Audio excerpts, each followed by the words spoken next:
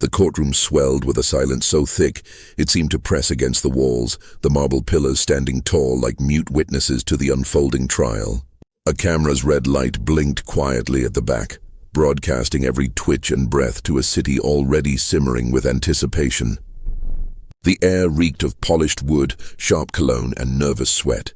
At the far end, the police chief leaned back in his chair, smirk plastered across his face, whispering something to his lawyer, who scribbled furiously as though the pen could guard against the weight of truth. His arrogance clung to him like a tailored suit, clean lines hiding decades of rot.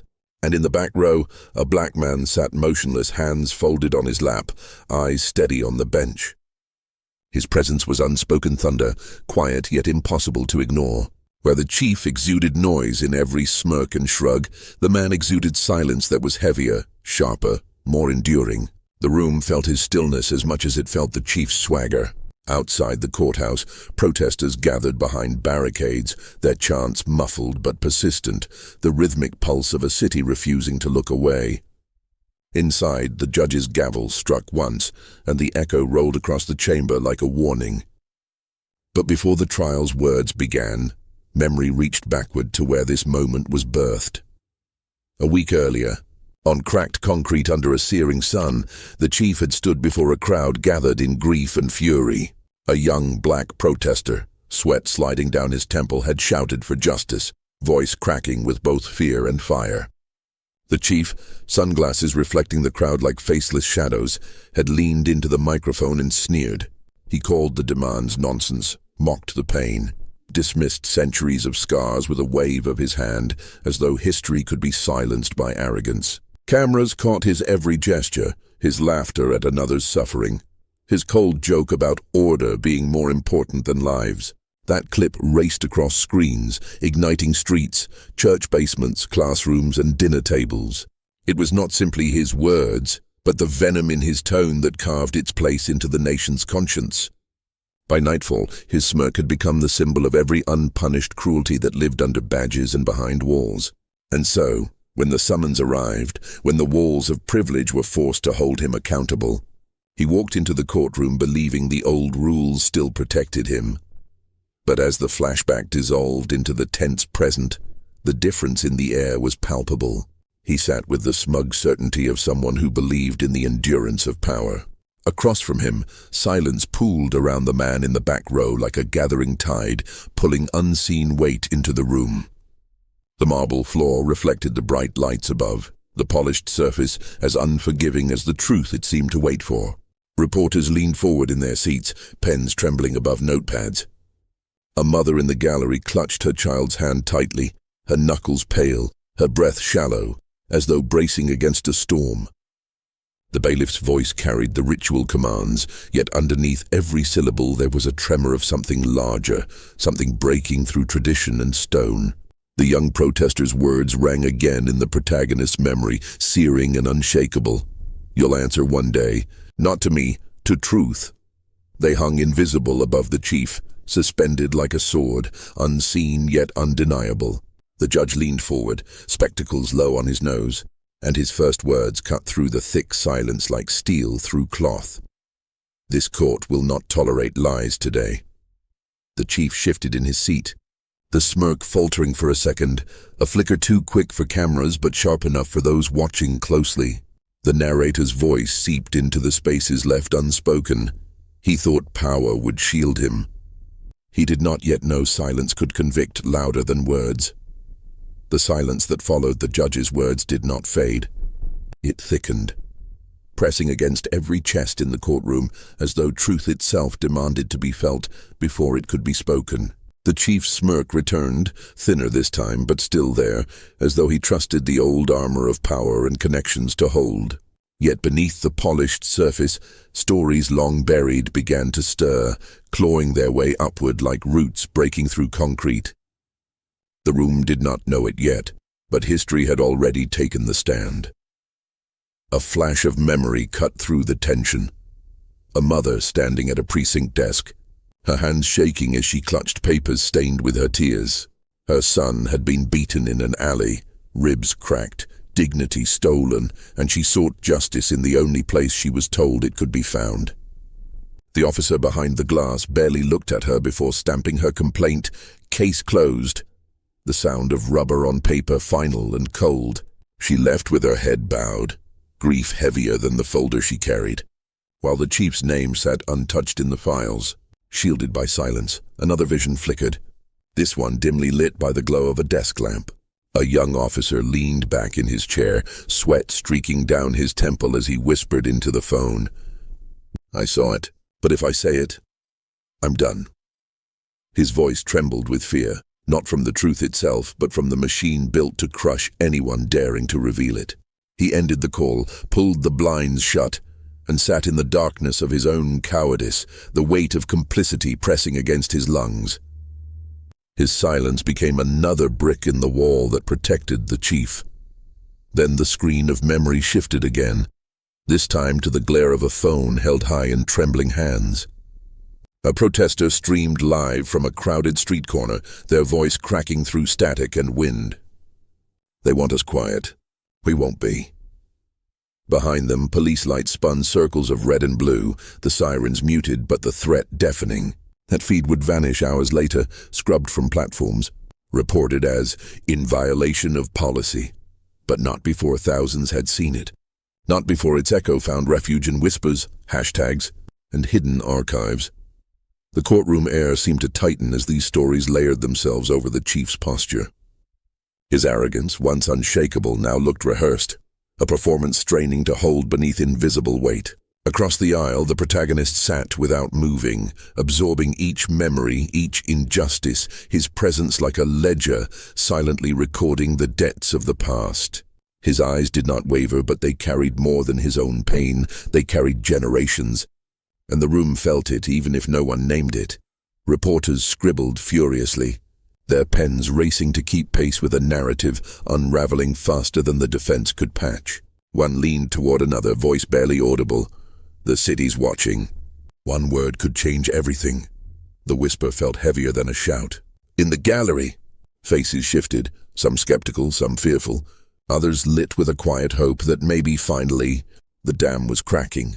The chief's lawyer cleared his throat loudly, flipping pages with exaggerated certainty, but the shuffle of paper could not drown out the rising tide outside the courthouse. On screens across the city, old footage resurfaced. The sneer, the mockery, the dismissals that once passed as authority now replayed as evidence. Journalists dug deeper, finding patterns buried under bureaucratic ink.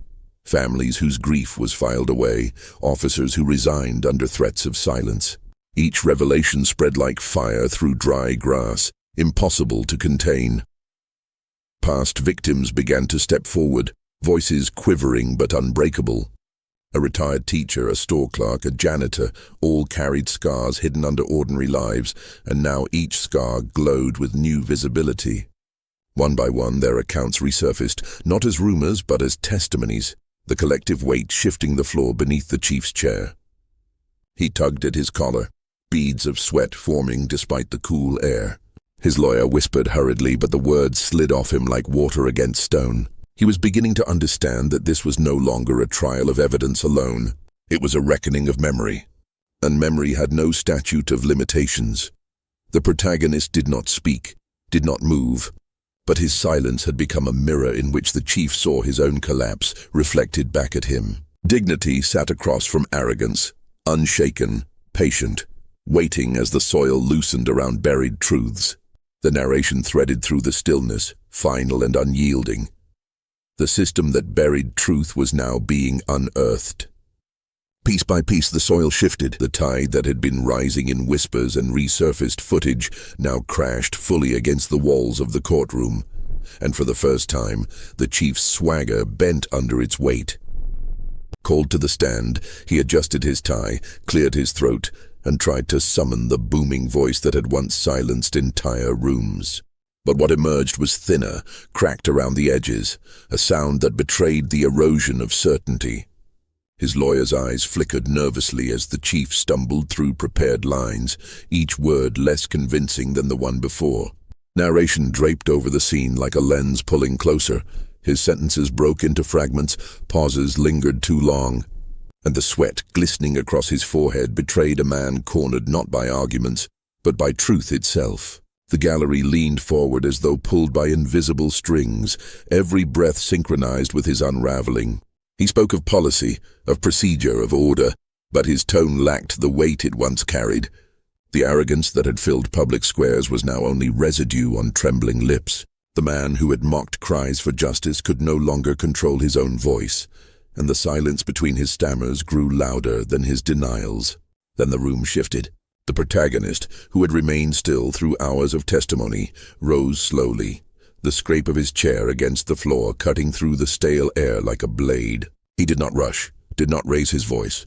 Instead, he stood with the patience of someone who had carried more than words could ever hold. The chief looked toward him with a flicker of recognition, perhaps even fear, as though silence itself had risen to speak. When the protagonist finally opened his mouth, the words fell with precision, each syllable deliberate, unadorned, devastating.